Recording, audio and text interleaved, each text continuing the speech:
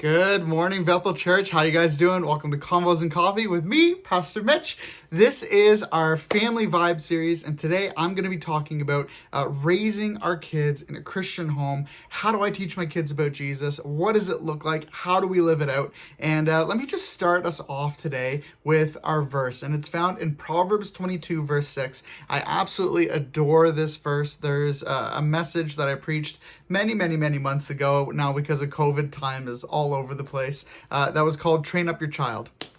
And this verse is obviously at the core of it and at the key. And so let me read it for you, and then let's dive in to what I believe we should be doing when it comes to training up our kids to walk like Jesus. All right, so Proverbs 22, verse 6, reading from the English Standard Version, says this: "Train up a child in the way he or she should go, and when they are old, they will not depart from it." I love this verse.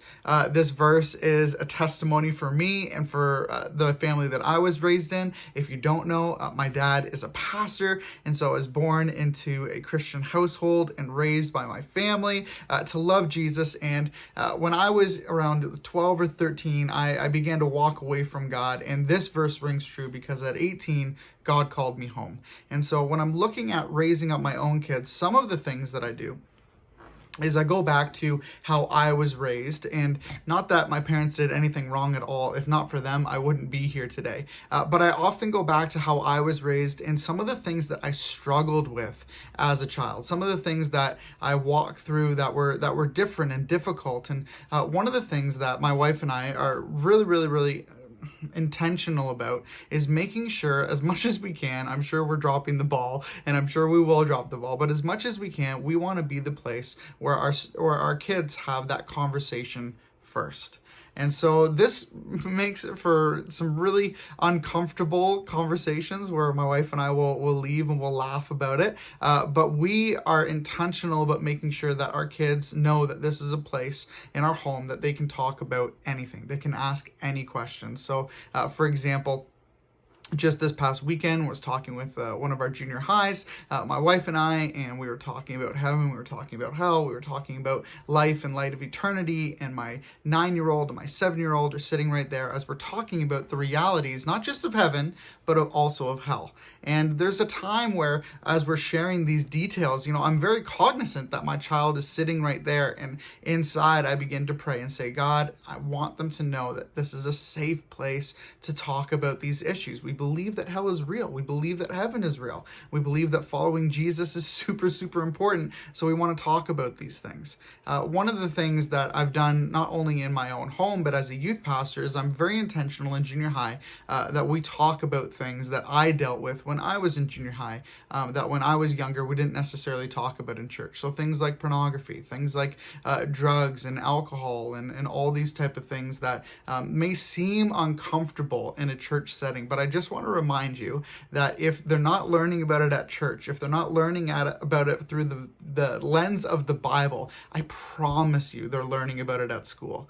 My first exposure to pornography was at about 13 years old. I was over at my friend's house after we were done coming off the bus, and they had access to the Playboy network. And that was my first exposure to even that we wanted to see these things, and wasn't then comfortable to talk about it with my parents, and had to deal with this with other 13-year-olds and 14-year-olds, and had to deal with it at school where it became very normalized. And so I just want to encourage you as parents to not be afraid to have the hard conversations. Do it at a place of love. Do it at a place of patience. Allow your kids to have questions that they know that there is no limit here. Maybe, it's not time to talk about that. We'll extend that to our kids at sometimes we'll take the 9-year-old aside and talk about some of these issues so that the 7-year-old just isn't quite ready to deal with those topics yet. But we are extremely intentional about making sure that not only do we tell them about the blessings and the love and the peace and the joy and the healings that come